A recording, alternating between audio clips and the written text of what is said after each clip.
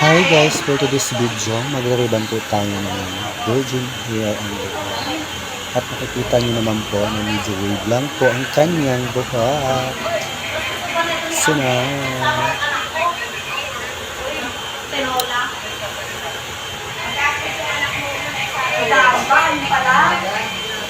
So now, let's get started.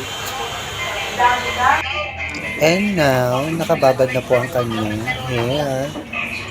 Diba? Nakikita nyo naman at full na pag-a-apply ang kanyang buhok at malinis na pag-a-apply.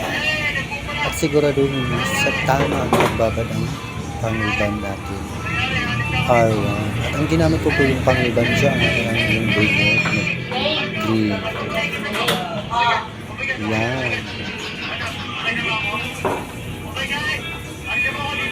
And thank you for watching this video. Ayun na nga po, nagtapos na po ang final look. Ang nilalook look siya.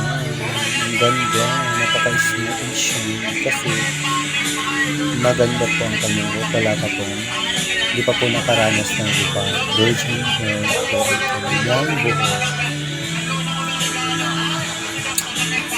Diba, napaka-smooth at shiny.